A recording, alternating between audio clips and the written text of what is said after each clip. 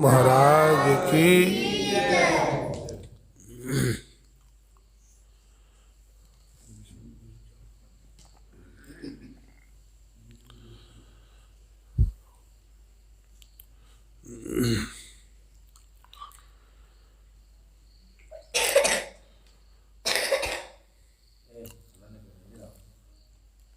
आवागमन के चक्र को मिटाने वाले, त्रैतापों को जलाने वाले तथा जीवात्मा को परमात्मा से मिलाने वाले, कण कण में विराजमान प्रातः स्मरणीय गुरुदेव के त्रैलोक पावन पाद पद्मों में कोटि कोटि नमन। हमारे ब्रह्मलीन पूज्यपाद स्वामी नित्यानंद जी महाराज के चरणों में कोटि कोटि नमन। और उन्हीं के पट शिष्य हमारे निष्काम कर्मयोगी स्वामी शांतानंद जी महाराज, साधक वृंद, साधु समाज, सत्संग प्रेमी सज्जनों, भक्तिमती माताओं एवं बहनों, योग शिखोपनिषद का पाठ सुना।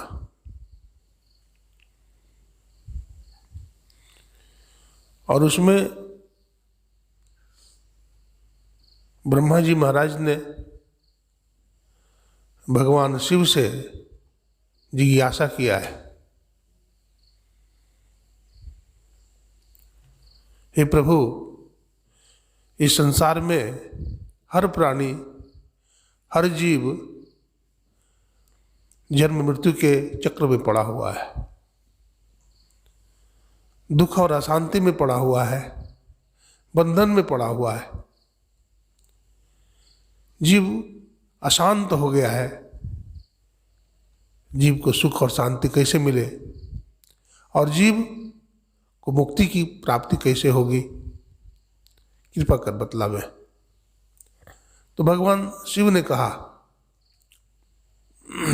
योगहीनम कथम ज्ञानम मोक्षदम भवति है भो, योगोपि ज्ञानहीनस्तु न क्षम मोक्ष कर्मणि। भगवान ने कहा, योगहीन ज्ञान मोक्षप्रद नहीं हो सकता है।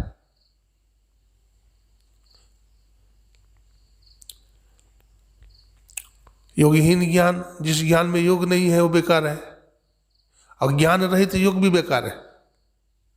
जिस योग में ज्ञान ही नहीं है तो बेकार है। तो भगवान ने कहा, तस्मात् ज्ञानम च योगम च मुमुक्षुम दृढ़म भवेत्। इसलिए मुमुक्षु को ज्ञान और योग दोनों चाहिए।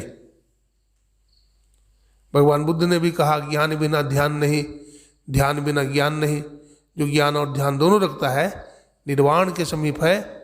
हे भिक्षु, ध्यान कर और सावधान रह, अपने चित्त को खुशी की तरफ न ले जा, ताकि बेपरवाही के बदले में नरक का गोला निगलना ना पड़े, नरक में गर्म गोला निकलना ना पड़े और जलते समय चिल्लाना ना पड़े, यह दुख है।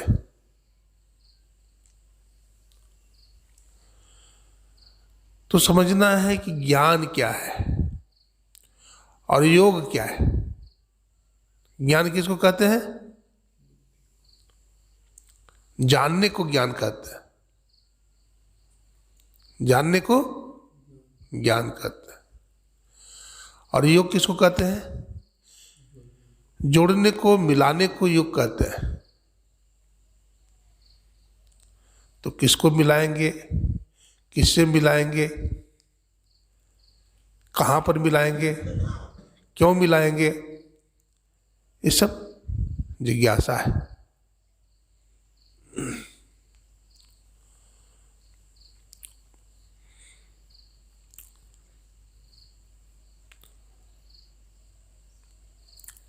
योग का मतलब होता है जोड़ना। तो इस शब्द से मन में जिज्ञासा होती है कि जोड़ने की बात क्यों कहेगी। जोड़ने की बात इसलिए कहेगी कि कोई चीज़ अलग हुआ होगा, कोई चीज़ बिखर गया होगा, तभी नहीं जोड़ने की बात। तो क्या बिखर गया है? गोस्वामी तुलसीदास जी तो कह दिया, ईश्वर अंश जीव अविनाशी, चेतन रहित सहज सुख राशि। जीवात्मा ईश्वर का अंश है, चेतन है, निर्मल है और सुख की खान है। तो अलग कहाँ हुआ? हाँ, अलग हुआ है। जीवात्मा और परमात्मा अंश अंशी भाव है, लेकिन अलग होने का मतलब है इसमें आवरण आ गया।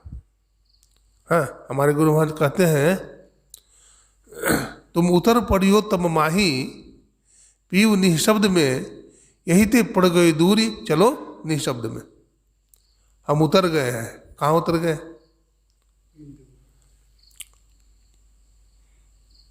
हम कहाँ के वासी थे? निःशब्द मंडल के वासी थे, और निःशब्द मंडल से उतर करके शब्द मंडल में आ गए, शब्द मंडल से उतर करके प्रकाश मंडल में आ गए, और प्रकाश मंडल से नीचे उतर करके अंधकार मंडल में आ गए। आंख बंद करते हैं तो अंधेरा दिखता है, यानी ब्रह्मांड से हम उतर करके कहाँ आ गए? पिंड में। कबीर साहब कहते हैं, गिर पर्वत की माछरी भवसागर आया हो, कहत कबीर धर्मराज से जमबंसी लगाया हो। पर्वत की मछली उतर करके कहाँ आ गई? भवसागर में आ गए।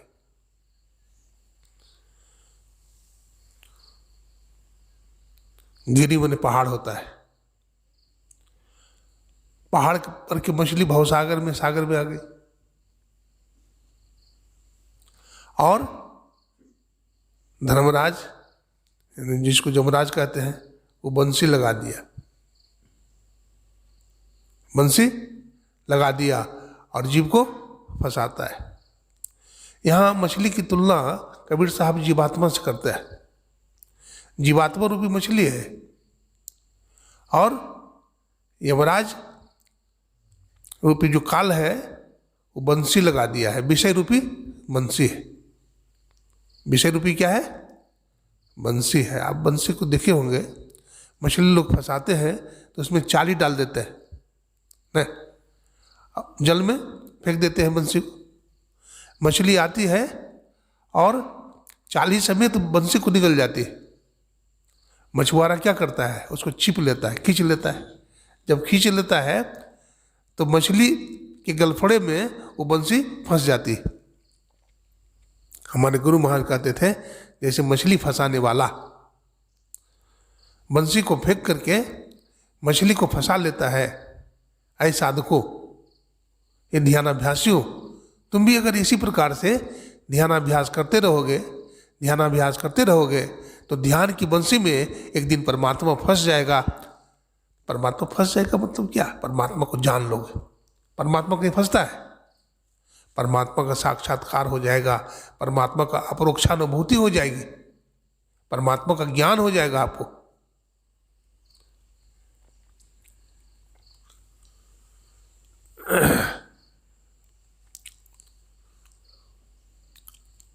वो परमात्मा ईश्वर का ज्ञान हो जाएगा, अपरोक्षानुभूति हो जाएगी। आप कहेंगे अभी भी तो ज्ञान है ईश्वर के बारे में। ये सुना हुआ ज्ञान है, ये परोक्ष ज्ञान है। ये क्या है? ईश्वर है, परमात्मा है, भजन करने से मिलते हैं। ये ज्ञान जो है परोक्ष ज्ञान है। ये ज्ञान भी होना चाहिए, ये भी एक प्रकार का ज्ञान है। और जिसको ये भी ज्ञान नहीं है वो अंधम तमम प्रविशन्ति अविद्याम उपास्ते। कहते हैं जिसको ये भी ज्ञान नहीं है वो अंधकार से घोर अंधकार में चला जाएगा, वो नरक में सड़ेगा। उसको बहुत जन्म लग जाएंगे परमात्मा को जानने में। इसलिए सबसे पहले परोक्ष ज्ञान भी होना चाहिए। इसी को उपनिषदकार ने कहा, किन उपनिषद के ऋषि ने, इस चेद वेदितम सत्यम अस्ति न चेदिहा वेदीन महति विनष्टि भूतेषु भूतेषु विचित्ति धीरा प्रत्यासमात् लोकाद्मिता भवन्ति। अगर इस जन्म में ईश्वर को जान लिया तब तो ठीक है। जान लिया मतलब कम से कम परोक्ष ज्ञान भी हो गया, कम से कम परोक्ष ज्ञान भी ईश्वर के संबंध में हो गया, तब तो ठीक है। और यदि ये ज्ञान प्राप्त नहीं किया तो बड़ी भारी हानि है। बड़ी भारी हानि क्या है भाई? फिर मनुष्य का शरीर नहीं मिलेगा, ये 84 लाख योनि में घूमते रह जाओगे।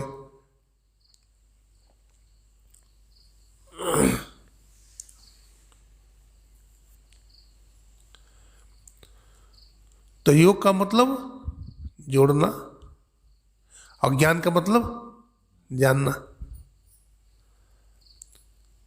तो हमारे जीवन में ज्ञान भी चाहिए और हमारे जीवन में योग भी चाहिए, दोनों जरूरी है।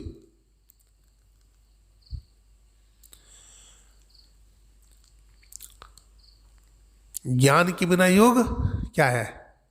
अंधा है। और योग के बिना ज्ञान लंगड़ा है। अंधा आदमी को सूझता नहीं है और लंगड़ा आदमी चल नहीं सकता क्या? तो अंधा लंगड़ा ने दोस्ती कर लिया। क्या किया? दोस्ती कर लिया कि भाई देखो अमुक स्थान में जाना है।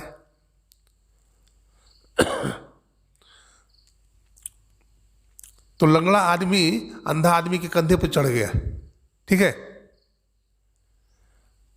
अंधा आदमी के कंधा पर लंगड़ा चढ़ गया और लंगड़ा रास्ता बताता गया और अंधा चलता चला गया, मंजिल तक पहुंच गया। हमारे जीवन में ज्ञान और योग दोनों चाहिए, तब काम बनेगा। केवल एक ही रहेगा तो काम चलने वाला नहीं है, इसलिए ऐसा कहा।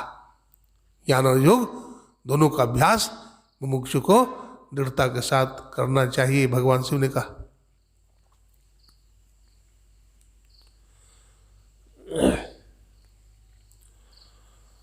गुरु नानक साहब के बारे में भी सुने। अभी क्या सुने? योग न खिंथा, योग न दंड, योग न भस्म चढ़ाइए, योग न मुंडी मुंड मुड़ाइए, योग न सिंगी बाइए। खिंथा, खिंथा का मतलब क्या होता है? गुदड़ी। गुदड़ी पहनने से कोई योगी नहीं होता। योग न दंड, कुछ महात्मा दंड धारण करते हैं तो कहते हैं दंड धारण करने से भी कोई योगी नहीं होता है। कुछ लोग भस्मी लगा लेते हैं, पूरे शरीर में पोत लेते हैं, भस्मी लगाने से भी कोई योगी नहीं होता। कुछ लोग माथा मुड़ा लेते हैं, मुंडन करा लेते हैं। कुछ लोग सुलोचन की क्रिया कर लेते हैं, जैनी लोग, उससे भी कोई योगी नहीं होता। गोरखपंथी साधु जो है सिंगी बजाते हैं, सिंगी बाजा होता है, बजाते हैं, तो सिंगी बाजा बजाने से भी कोई योगी नहीं होता। कहते हैं गली योग न होई।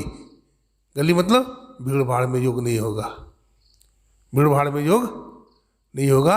योग करने के लिए ऐसा धनामा का जो आश्रम है, ऐसा जगह चाहिए। इसलिए आप लोग आए हुए हैं। ऐसा जगह चाहिए, शांत एकांत, बिल्कुल पवित्र स्थान चाहिए। फिर आगे कहते हैं एक दिशटि करि समसर जाने योगी कहिए सोई। दिशट का मतलब यहां दृष्टि से है। समसरि जाने, सम करिए, दृष्टि को क्या करिए? सम करिए। अभी हमारी दृष्टि विषम है। विषम संख्या होता है ना, सम संख्या ना होता है। सम संख्या जैसे 2, 4, 6, 8, जिसमें 2 से भाग लग जाए उसको सम संख्या कहते हैं। अब जैसे 3 है तो 3 में 2 से भागा देंगे तो 1 शेष बच जाएगा, तो ये विषम हो गया, है ना। तो हमारी दृष्टि सम हो जाए यानी एक हो जाए। अब विषम हो जाए तो बिखर जाए, है। विषम का मतलब बिखरना है। और समता का मतलब समत्वम योग उच्चते, भगवान कृष्ण कहते हैं। समता को भगवान कृष्ण योग कहते हैं।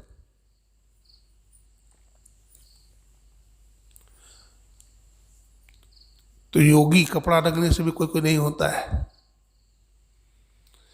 धुआं पीने से भी कोई योगी नहीं होता। कुछ लोग धुनी रमाते हैं, नागा साधु धुनी रमाते हैं, और कुछ लोग उपवास करते हैं, धुआं पान करते हैं। बंदर जैसे होता है ना, उल्टा लटक जाता है गाछ पर, ठीक उसी तरह से बंदर की तरह लटक करके गाछ में और नीचे धुआं करते हैं, धुआं पीते हैं और उपवास करते हैं। कुछ लोग गंगा नहाते हैं, बहुत तरह की क्रिया करते हैं। हठयोगी लोग हठयोग की क्रिया करते हैं, कपाली की क्रिया करते हैं, तांत्रिक। इन सब से कोई योगी नहीं होता है जब तक भगवान श्री कृष्ण जो बताए हैं राज विद्या राजगुह्य योग, है ना, इसी को भगवान ने बताया। और भगवान ने कहा गीता में, ये ज्ञान मैंने सबसे पहले सूर्य को दिया था, सूर्य ने मनु को दिया था, मनु ने इक्ष्वाकु को दिया था, और बहुत समय तक एक ज्ञान का लोप हो गया था। हे अर्जुन, उस ज्ञान को मैं अब तुमसे कह रहा हूं। देखिए, और हम लोगों को भी जो गुरु महाराज बताए हैं वही है राज विद्या राजगुह्य योग। हमारे गुरु महाराज एक नया नाम दिए, क्या? ज्ञान योग युक्त ईश्वर भक्ति। ज्ञान योग युक्त ईश्वर भक्ति, इसमें ज्ञान भी है, योग भी है और ईश्वर की भक्ति भी है। इसलिए हमारे गुरु महाराज ने कहा, हम लोग पदावली पढ़ते हैं, स्तुति विनती करते हैं, है ना, और उसमें क्या कहते हैं? प्रेम भक्ति गुरु दीजिए, कहते हैं ना, प्रेम भक्ति गुरु दीजिए, बिनवों कर जोड़ी, पल पल छो न छोड़िए, और सुनिए गुरु मोरी। ये प्रेम भक्ति यही है।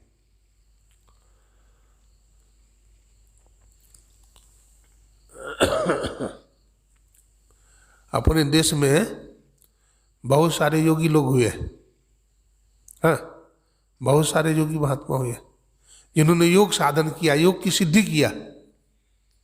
योग की क्या किया? तो योग की सिद्धि किनको मिलती है? वैसे पतंजलि जी महाराज ने लिखा है पतंजलि योग दर्शन में अष्टांग योग, हाँ, 8 प्रकार का योग बताया उन्होंने।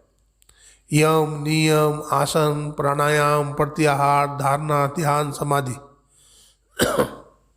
संक्षेप में सुनिए। यम का 5 भाग है। अहिंसा, सत्य, अस्तेय, अपरिग्रह, ब्रह्मचर्य। अहिंसा किसको कहते हैं? किसी जीव की हिंसा नहीं करना, किसी को नहीं मारना, किसी को कठोर वाणी नहीं कहना। कठोर वाणी कहने से भी हिंसा हो जाती। सत्य बोलना, हमेशा सत्यवादी रहना, असत्य का अनुशीलन करना। केवल झूठ नहीं बोलते हैं और सब पाप कर लेते हैं तो वो भी सत्य का अनुशीलन नहीं हुआ। मनसा वाचा कर्मणा सत्य का अनुशीलन करना चाहिए। अस्तेय, चोरी नहीं करनी चाहिए, किसी की चीज को चुराइए नहीं, और जरूरत से ज्यादा संग्रह मत कीजिए। कुछ लोग संग्रह ही करते रहते हैं, जरूरत से। मधुमक्खी होती है ना, मधुमक्खी, तो मधुमक्खी देखते हैं एक ही फूल से पूरा रस नहीं निचोड़ती है, अनेक पुष्पों पर बैठती है, थोड़ा थोड़ा मधुकरी वृत्ति से रस संचय करके वो छत्ता बना लेती। जैसे भिक्षुक एक घर से भिक्षा नहीं लेता, कई घरों में जाते हैं, थोड़ा थोड़ा भिक्षा लिया। तो मधुकरी वृत्ति यानी मधुमक्खी की तरह वृत्ति करके हमें परिग्रह करना चाहिए। योगक्षेम लायक, ऐसा नहीं कि बहुत जमा कर लिया, ऐसा भी नहीं होना चाहिए, जिससे काम चल जाए, इतना ही, है ना। भागवत महापुराण में आया है, सन्यासी को गृहस्थ के घर में उतना ही देर रहना चाहिए जितना देर गाय दूही जाती है। गाय दूहने में कितना समय लगेगा? 5 मिनट ज़्यादा से ज़्यादा, 7 मिनट या 10 मिनट ज़्यादा से ज़्यादा, बहुत दूध देगी तो। 10 मिनट से ज़्यादा गृहस्थ को के घर में सन्यासी को नहीं रहना चाहिए।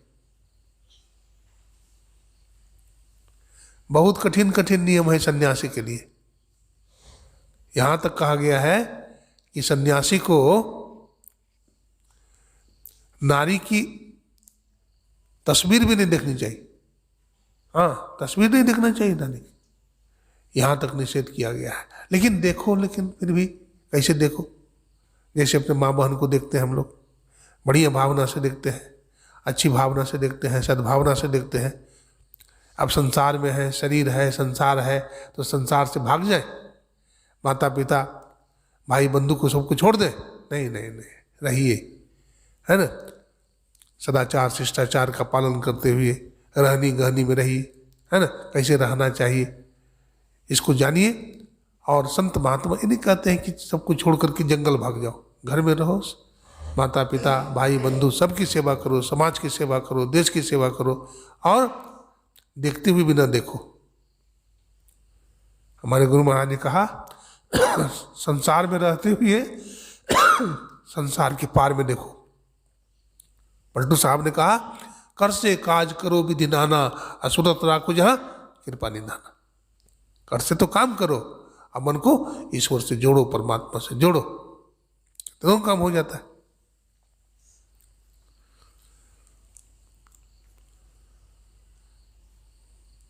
ये जोड़ने का अभ्यास संध्या में होता है ना। हमारे गुरु महाराज ने 3 प्रकार के संध्या बताए, 3 टाइम। ब्रह्मुहूर्त में संध्या करो, अपराह्न काल में संध्या करो और सायंकाल में संध्या करो। और इसके अतिरिक्त और भी समय मिलता है तो और भी बैठो, रात में बैठो, जितना बैठ सकते हैं आप, जितना करेंगे आपको उतना लाभ होगा। एक व्यक्ति ने हमसे पूछा कि बाबा हमको कितना दिन में ईश्वर मिल जाएंगे? हाँ, तो मैंने कहा ये मैं कैसे बता सकता हूँ कितना दिन में आपको ईश्वर मिल जाएंगे। जैसे कोई आदमी ये कहे कि बाबा कितना दिन में हम कलकत्ता पहुँच जाएंगे, तो उसकी चाल हम देखेंगे पहले, तुम कितना चाल से चल रहा है, तुम्हारा स्पीड कितनी है प्रति घंटा, है ना, प्रति घंटा तो कितना चलता है, तो फिर हम एवरेज लगा के बता देंगे तुमको कितना देर लगेगा तुमको। मानस जप जो हम लोग को गुरु महाराज बताए हैं, ये मानस जप करने में ऐसा नहीं समझिए कि तुरंत हो जाएगा। इसमें भी अगर मान के चलिए तो इसमें भी 10-15 साल लगेगा, केवल मानस जप करने में, सिद्ध करने में। हाँ, ऐसे थोड़ा सा जप कर लिया फिर छूट गया, बुला गए, ऐसा नहीं। मानस जप करने में केवल 10-15 साल चाहिए आपको, तब मानस जप पक्का हो जाएगा आपको। मानस ध्यान करने में भी 10-15 साल चाहिए, तो मानस ध्यान पक्का होगा। ये संस्कारी आदमी के लिए कह रहा हूं, जो संस्कारी नहीं है उसको तो कितना समय लगेगा, उसको जन्म जन्मांतर भी लग सकता है, जन्म जन्मांतर भी लग सकता है। और दृष्टि योग तो बहुत लंबा है भाई, इसके लिए तो कबीर साहब को कहना पड़ा। मैं एक दिन महर्षि संत जी महाराज से पूछा कि कबीर साहब लिखे हैं, लंबा मार्ग दूर घर विकट पंथ बहु मार, कहो संतो क्यों पाइए दुर्लभ हरि दीदार। तो लंबा मार्ग दूर घर क्या है? मैंने महर्षि संत जी महाराज से जिज्ञासा किया कि हुजूर हमको लगता है कि दृष्टि साधन के लिए ही कबीर साहब लिखे हैं, आपका क्या कहना है? बोला हाँ जी तू सही कहता है, लंबा मार्ग दृष्टि योग का है। हमारे दादा गुरु जो थे बाबा साहब नाद अनुसंधान की क्रिया करते थे, और गुरु महाराज महर्षि मही परमहंस जी महाराज उनके पास गए नाद दीक्षा लेने के लिए। तो गुरु महाराज को बाबा साहब हाथ पकड़ लेते हैं और अपने चूतड़ के पास ले जाते हैं। लाला देखो मैंने दृष्टि साधन का अभ्यास कितना वर्ष किया है? 32 साल किया है। हैं? 32 साल किया है, और तू कम से कम 10 साल तो कर। ये लंबा मार्ग है। ये क्या है? लंबा मार्ग है। अरे निशान पड़ जाता है, आज्ञा चक्र में निशान पड़ जाएगा, दृष्टि साधन करेंगे। हाँ, ये जो पूरा पैर जो है खत्म हो जाता है दृष्टि साधन करते करते, पूरा घिस जाता है। ऐसे दृष्टि योग इतना आसान नहीं है, बहुत कठिन है दृष्टि योग, है ना। और ये भूल भुलैया वाला रास्ता है, और कोई दूसरा आदमी बता नहीं सकता है, संत सदगुरु ही बता सकते हैं। जिस रास्ता को हम देखे नहीं है उस रास्ता के बारे में हम क्या बताएंगे? इसलिए अनुभव ज्ञान चाहिए, प्रैक्टिकली ज्ञान चाहिए, है ना। जिस रास्ता को हम देखे हैं तो बता सकते हैं भाई ऐसे ऐसे चले जाना। अब ये रास्ता को देखे नहीं है, किताबी ज्ञान, तो किताबी ज्ञान से काम चलने वाला नहीं है। पुस्तक होता है क्या? पुस्तक से उस तक नहीं पहुंच सकते क्या? उस माने परमात्मा, पुस्तक से उस तक नहीं पहुंच सकते।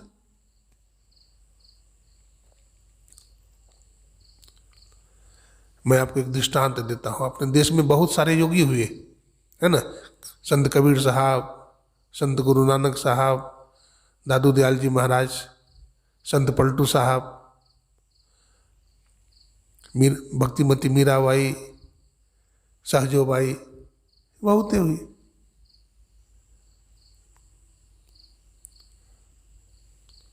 बाबा गोरखनाथ जी महाराज, बाबा गोरखनाथ जी महाराज हमारे गुरु महाराज जो सत्संग योग लिखे, तो सत्संग योग के दूसरे भाग में सब संतों की वाणी लिखा, तो उसमें गुरुदेव ने बाबा गोरखनाथ जी महाराज की वाणी पहले लिखा ना। और गोरखनाथ की वाणी में क्या है,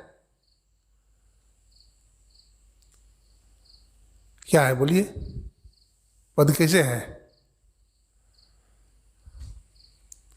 गगन शिखर मह बालक बोल नहीं बाका नाम धरोगे कैसा, सप्त धातु का काया पिंजरा तामा है जुक्ति बिन सुबह, सदगुरु मिले तो उबरे बाबू नहीं तो परले हुआ। गोरखनाथ की वाणी। तो गोरखनाथ जी गोरखदत्त आदि के जोगी, आप हो रास्ता आप हो भोगी, कबीर साहब अपने बीजक में लिखे है ना। तो कहते हैं गोरखनाथ आदि के जोगी, आदि जोगी थे। अब भगवान शंकर के अवतार थे बाबा गोरखनाथ जी महाराज। सबसे टक्कर लिए ऐसे स्थानों में जहां बलि दी जाती थी माँ काली का, तो माँ काली से भी झगड़ा किए और माँ काली को पराजित किए गोरखनाथ जी महाराज। एक जगह दुर्गा जी को बलि होती थी, दुर्गा जी से भी लड़ाई किए, उनको भी पराजित किए। मच्छिंद्रनाथ जादूगरों के देश में फंस गए थे सांकल द्वीप में, गोरखनाथ जी को पता चला, अपने गुरु को भी माया से छुड़ाया। हाँ, माया से छुड़ाया। जाग मच्छिंदर गोरख आया, जाग मच्छिंदर गोरख आया। सोना का ईंट जमा किए थे मच्छिंद्रनाथ, और 2 बेटा हो गया था। वहां जब पहुंचे, अब गुरुजी आने के लिए तैयार नहीं, गुरुजी से कह रहे हैं चलिए गुरुजी। अब गुरुजी तो माया में फंसे हुए हैं, चलने के लिए तैयार नहीं होते। अब बचवा छोटा है, कहते गंगा जी नहा दो। तो गोरखनाथ जी कंधा पर बैठा के चले गए गंगा जी नहाने, और गंगा जी में जा रहे पैर पकड़ के ऐसा पटके कि बस खाले रह गया। तो ऐसा गोरखनाथ जी महाराज क्या निर्दयी थे क्या? अरे गुरु की आंख की पट्टी खोलने के लिए ऐसा किया और फिर जिंदा भी कर दिया। ऐसे बाबा गोरखनाथ जी महाराज थे। सोना का ईंट को फेंक दिया, कहाँ? नदी में। बोला गुरुदेव आपने यही जमा किया? बोला अरे हमारा सोना का ईंटा कितना मुश्किल से कमाया था, तूने फेंक दिया। गोरखनाथ जी महाराज ने कहा गुरुदेव आंख बंद कीजिए, आपने भजन नहीं किया, भजन में पूर्णता हासिल नहीं की। बोला हमारा बेटा को मार दिया तूने, हैं? हमारा बेटा लाके दे दो, हमारा सोना का ईंटा दे दो। कहते आंख बंद कीजिए, बोल अलख, खोल पलक और देख दुनिया की झलक। देखते हैं तो सोना का पहाड़ खड़ा है। और बेटा चाहिए। गोरखनाथ जी महाराज अपने हाथ का इशारा करते हैं और हजारों बच्चे वहां पर उत्पन्न हो जाते हैं। कहते कौन बेटा है, ले लीजिए आप। अभी सत्संग कर रहे हैं, थोड़ा देर में बात करेंगे। हाँ, श्री सदगुरु महाराज की जय। तो क्या बोल रहे थे? हाँ, तो फिर कितना चाहिए? फिर अब गुरु को भी ज्ञान हो गया, गुरु की मुंह को छुड़ा दिया और गोरखनाथ जी महाराज फिर लेके चले गए गुरु जी को, रास्ता पर लगा दिया। बाबा गोरखनाथ जी के संबंध में कथा है। योगी लोग जो होते हैं ना, अपने उम्र को बढ़ा लेते हैं।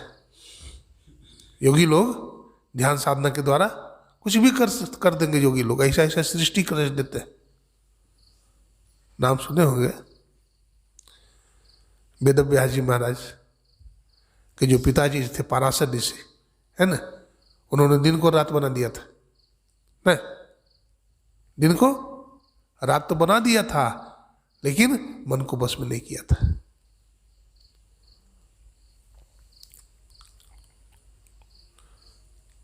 योगी लोग मन को भी बस कर लेते हैं, परमात्मा को जान लेते हैं। बाबा गोरखनाथ जी महाराज की बड़ी प्रसिद्धि हो गई। यमदूत लेने के लिए आता था, पकड़ में नहीं आते थे, पकड़ नहीं पाता था। तो यमराज ने एक दिन कहा कि क्या बात है, इस धरती पर गोरखनाथ बोल करके कोई महायोगी है, उसको पकड़ के क्यों नहीं लाते हो तुम? बोला हमारे बस की बात नहीं है, वो पकड़ में नहीं आता। तो यमराज खुद आया, यमराज खुद आया। बाबा गोरखनाथ जी महाराज का नियम था, सुबह में गंगा जी स्नान करने जाते थे। जा रहे थे गोरखनाथ जी महाराज, कंधे पर धोती है, हाथ में कमंडल है, गोरखनाथ जी महाराज गंगा जी नहाने जा रहे हैं। तो एक पुस्तक है गोरख काल संवाद, जिसमें गोरखनाथ और काल से टक्कर हुआ है, लड़ाई। काल बोलता है मैं तुमको ले जाऊंगा, गोरख बोलता है मैं नहीं जाऊंगा। दोनों में खूब झगड़ा हुआ है। उस किताब का नाम है गोरख काल संवाद। तो वही संवाद आप लोग को सुना रहे हैं।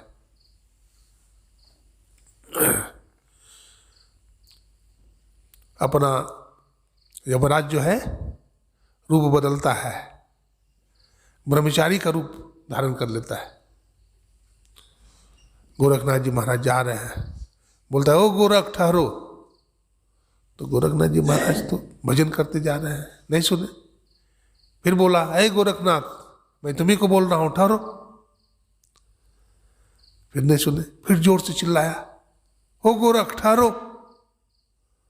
तो गोरखनाथ जी पीछे मुड़ के देखते हैं, क्या बात है बोलो। बोला तुम अपने को योगी समझता है, चलो हमारे साथ। बोला मैं तो अभी तुम्हारे साथ नहीं जा सकता, मैं अभी गंगा जी स्नान करने जा रहा हूं, हमारा भजन का समय है, मैं भजन करूंगा। भजन करते करते जब थक जाऊंगा तब अपनी कुटिया पर जाऊंगा, अभी तो तुम्हारे साथ नहीं जाऊंगा। बोल रहा तुम अपने को योगी समझते हो, तुमको जबरदस्ती ले जाऊंगा। तो गोरखनाथ जी कहा ले चलो तो देखता हूं। अब दोनों में झगड़ा हो गया। काल बोलता है मैं तुम्हें ले जाऊंगा, और गोरखनाथ जी बोलते हैं मैं नहीं जाऊंगा। बोलता तुम अपने को योगी समझता है, तुम आसन लगा के बैठ जाओगे, मैं तुमको छोड़ दूंगा। काल बोलता है आसन बांधो बासन बांधो, तेरे बांधो तेरे गुरु को बांधो, निक्षुग कहीं द्वारा। गोरखनाथ मैं तुम्हारे आसन को बांध लूंगा, बासन शरीर को कहते, मैं तुम्हारे शरीर को बांध लूंगा, तुमको बांध लूंगा, तुम्हारे अंदर जो जीवात्मा है उसको बांध लूंगा। तेरे बांधो का मतलब यह हुआ, तेरे गुरु को बांधो, और तुम्हारा गुरु जो मच्छंद्रनाथ है उसको भी बांध लूंगा। तुम किस दरवाजे से निकलोगे बताओ। तब गोरखनाथ जी महाराज कहते हैं सुनो काल, आसन मुक्ता, हमारा आसन मुक्त है, बासन मुक्ता, हमें शरीर को भी जीत लिया है, हम भी मुक्ता, हम मन और इंद्रियों पर विजय प्राप्त कर लिए हैं। निकसेंगे दसम द्वारा, मैं 10वां द्वार से निकल जाऊंगा और तू टुकुर टुकुर देखता रह जाएगा। योगी लोग निकल जाते हैं। फिर बोलता है काल फिर बोलता है ए गोरख चलो मेरे साथ, तुमको चलना होगा। तो गोरखनाथ जी से फिर कहता है, गोरखनाथ कहते मैं नहीं जाऊंगा। तो काल बोलता है तुम्हें हरि का भरोसा है क्या, तुम्हें इस प्रभु का भरोसा है, श्री हरि का, श्री हरि भी रक्षा नहीं करेंगे। वो फिर कहता है धरती आकाश मिट जाएंगे, काल बोलता है धरती आकाश मिट जाएंगे, मिटेंगे मेरू कैलाश, और एक में एक हो जाएंगे, तो कहाँ रहेगा हरि के दास। जब सृष्टि का प्रलय होता है तो पृथ्वी जल में लीन हो जाती है, जल अग्नि में लीन हो जाता है, अग्नि वायु में लीन हो जाती है, वायु आकाश में लीन हो जाता है, आकाश आत्मा में लीन हो जाता है, और आत्मा परमात्मा में लीन हो जाता है। तो फिर तुम कहाँ रहोगे बोलो। तो फिर गोरखनाथ कहते हैं धरती आकाश मिट जाएंगे, मिटेंगे मेरू कैलाश, एक में एक हो जाएंगे, तो हरि में रहेंगे हरि के दास। मैं हरि में समा जाऊंगा तो देखते रह जाएगा। भक्तिमती मीराबाई जब जगन्नाथपुरी में थी, है ना, बतलाते हैं मीराबाई संकीर्तन करते करते लुप्त हो गई थी। जगन्नाथपुरी में संकीर्तन कर रही थी, संकीर्तन करते करते भगवान श्री कृष्ण के मुख में समा गई। लोग खोजने लगे मीराबाई कहाँ गई, मीराबाई कहाँ गई, कहीं पता नहीं है।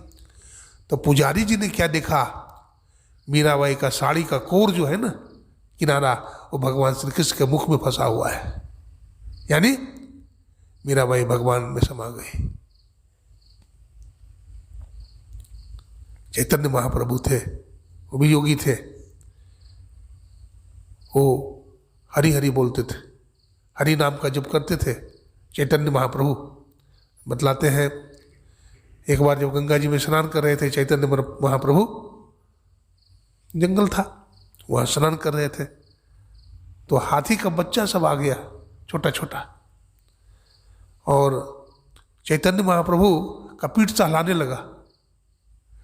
तो चैतन्य महाप्रभु अंजलि में पानी भर के हरि बोल बोलने लगे, तो हाथी का बच्चा भी हरि बोल बोलने लगा। देखिए नाम में कितनी शक्ति। योगी में जो शक्ति का आधान होता है वो नाम के सहारे होता है। इसलिए साधक को मंत्र का जाप बहुत मन लगा करके अधिक से अधिक समय तक हरदम करते रहना चाहिए। रूप के ध्यान में भी बड़ी शक्ति है, जिसको मानस ध्यान कहते हैं, इसमें भी बड़ी शक्ति है। मानस ध्यान भी पूरी मनोयोग के साथ करना चाहिए। और बिंदु ध्यान और नाद ध्यान तो है ही है, फिर ये दोनों तो मुख्य है। बिंदु ध्यान किए बिना हम सूक्ष्म में जा ही नहीं सकते, तो इसलिए दृष्टि योग की क्रिया भी बहुत मजबूती के साथ करना चाहिए। हमारे गुरु महाराज ने कहा, दृष्टि योग अभ्यास अति ही करत ही करत, कपनी सहज छूटे प्रौढ़ होवे सूरत, दिल दरवाजा टूटे नजर की जोर से, अरे हारे में ही लगे टकटकी खूब जोर बड़ जोर से। हमारे गुरु महाराज ने कहा, दृष्टि योग अभ्यास अति ही करत ही करत, दृष्टि योग का अभ्यास करते जाओ करते जाओ करते जाओ, करते ही करत कहा, करते ही रहिए। तो करने से क्या होगा? तो आगे लिखते हैं, कपनी सहज छूटे। कपनी क्या है? जब हम ध्यान में बैठते हैं, शरीर गर्दन मस्तक को सीधा करके आकाश में ध्यान करते हैं, शून्य में ध्यान करते हैं, तो सूरत कांपती है, सूरत हिलती है ना। सूरत कांपती रहे ज्योति दृढ़ क्यों धरे, है ना। तो सूरत जो कांपती है, दृष्टि योग का अभ्यास करते करते सूरत का कांपना बंद हो जाएगा। दृढ़ करू हो जोगी, सूरतिया का डोरिया दृढ़ करू, गगन मंडल में आसन करू हो जोगी, त्रिकुटी में योगिया धर्म ध्यान त्रिकुटी में। तो त्रिकुटी मंडल में ध्यान लगाइए, जहाँ सूर्य का दर्शन होता है। वही छठ पूजा है। एक दिन और सुने थे, छठ पूजा के संबंध में, छठा चक्र का केंद्र बिंदु में अपने आप को ले जाइए। सहस्त्रार होते हुए, बबर गुफा होते हुए, सतलोक होते हुए, है ना, कैवल्य मंडल पार कर जाइए और परमात्मा का अपरोक्षानुभूति प्राप्त करिए और जन्म मरण के चक्र से सदा के लिए छूट जाइए। समय कितना हुआ भाई? देखिए, हो गया ना? धीरे धीरे, है ना, स्टेप बाय स्टेप, थोड़ा थोड़ा चलेगा, है ना। देखिए, इस योग की बड़ी महिमा है। योग की बड़ी महिमा है। हाँ, ऐसा नहीं कि केवल भारतीय दर्शन में ही है, पाश्चात्य दर्शन में भी योग की बड़ी महिमा है। उस पर भी बहुत कुछ वर्णन मिलता है विद्वानों का। बाइबल में भी देखिए, सेंट जॉन ने लिखा है ना, पारा 6 में, बाइबल के पारा 6 में लिखा है उन्होंने, strive to enter in at the strait gate, for wide in the gate and broad in the way that leadeth to destruction and many there be which go in thereat, because strait is the gate and narrow is the way. सकेत फाटक से प्रवेश करो, क्योंकि चौड़ा है वो फाटक और चाकर है वो मार्ग जो विनाश को ले जाता है। बहुत लोग हैं जो उसमें प्रवेश करते हैं, वो मार्ग सकरा है, वो मार्ग जीना है, जिसमें योगी लोग का प्रवेश होता है, साधकों का प्रवेश होता है। तो उसमें जो बिंदु है ना, उसी बिंदु में सुराख है। इसके पलटू ने कहा, आसमान में सुराख है जी, वो आसमान वही है, सुराख है ना। तो उस सुराख में हमारी चेतन की जो धार जो है उसमें प्रविष्ट हो जाती है। और समाधि लग जाती है फिर। हाँ, सुन्नी शून्य शून्य के पारा, अलख अगम नहीं दोई, दादू जाने न कोई, संतन की गति गोई, दादू जाने न कोई। तो बड़ी पवित्रता की जरूरत है ना। व्यभिचार, चोरी, नशा, हिंसा, झूठ, है ना, पंच पापों से बचते हुए सदाचार और शिष्टाचार का पालन करते हुए हम उस योग साधन को करें तो हमें बहुत कम ही दिनों में सफलता मिल सकती है। बोलिए प्रेम से श्री सद्गुरु महाराज की जय।